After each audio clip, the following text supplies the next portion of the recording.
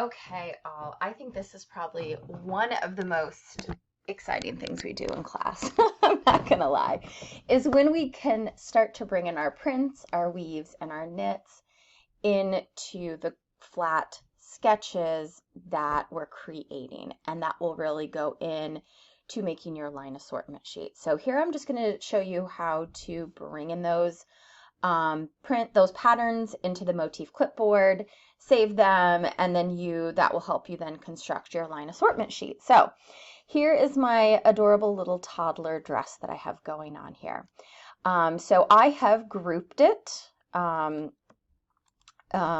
these are all grouped. And again, I have, just so you can kind of see how I did this, where the dark line is, this is like a complete shape. And then down here is a complete shape. So that when I fill it, so I do need to fill it to double check it. And you do need to have a color in here, whether it's white, blue, whatever you want to do, to then fill it with one of your patterns. So you can't have it in no fill. You have to have it like filled. So, and plus I always, like I showed in other videos, it's always good to fill it, just so you know, like, oh, I have no spaces. I don't need to like merge any, or not merge, I'm sorry, reshape any of those points or things like that. So here I'm going to go into open, and I am going to go into, I'm actually going to use Breguet's Breguet's print. And no, you do not want to reduce it. And again, this is just a reminder to tell you, hey, motifs are automatically inserted in the motif box, which I'll show you where the motif box is. You go, okay, great. So yeah, it's like, where is it? Whatever. Okay, come over here to your graphic status, wherever that might be. You can double click it. And, we've been working a lot in this line. Again, we have all these patterns that we can always overlay, of course, to show like netting or denim twill or things like that. But then motif, you have your pattern. So this is a print. Down here, active colorway, I have a number 4. You can choose any of your colorways here. I actually really liked this one when I was practicing with it. So I'm going to use this one. I'm going to apply it. And you can always close out of this. So it actually, it may come up differently, and that's totally okay. So let's go over to these 3 these 3 tools that you'll probably need when it comes to filling in your flat sketches with your pattern. So first we have the move texture. So if I choose this, I can then move this around. So let's say it's an engineered print or an engineered knit. You can fit it to where you want it to fit. You have your scale texture, and that essentially adjusts the scale. So you can choose how big you want it to go or how small.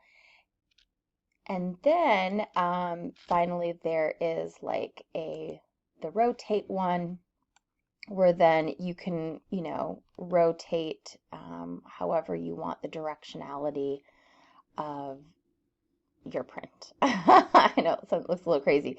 So you just kind of grab these arrows and you rotate it around. So whether you want it straight up and down, you want it at like the bias, or obviously, whatever, however you necessarily want it. A lot of times I come in here and I need to do the scale because it may like come in really big like this, which actually is super cool. Or, you'll want to scale it, to whatever you think, however you've envisioned it essentially. And so then what I do is then I always take it and I click it and I add it to here, because more than likely you might add it to different parts of different flat sketches, to kind of create a cohesive collection. So that's how to do the print of it. You can then, I thought I'd show you how to do, it's essentially the exact same thing when it comes to a weave. You go into open, you know, this was again another student's weave, so I'm opening that. Do you want to reduce it? No. Again, it's reminding me, hey, it's in the motif box, you know, it's not gonna just show up. So this again is in the motif. It has all of your colorways, so ooh, I like that one for a little girl. Okay, so I'm gonna do colorway 3, apply, and again, you can come in here and, you know, whether you kind of want to scale it, you know, whatever the case is with that. So, so I always think this is so much fun. This is really something very unique to Lectra, so I think it always kind of makes your guys' digital portfolio stand out a little bit more, and especially when you're presenting it in a line assortment sheet like you will for this assignment. It definitely appeals to brands that you are interviewing for, whether you're going into design or merchandising. It shows, you know, a visual representation of either your style or how you would merchandise or how you would design. So have fun doing that. I always think it's one of the more exciting ones. I always find it very exciting when you get to start to like fill it with these things. And then what I usually do is I kind of do it all on a separate document, and then I have another document open that is my line assortment, and then I start to copy and paste it into the line assortment. I kind of do that so essentially it lives in 2 places in case anything goes awry.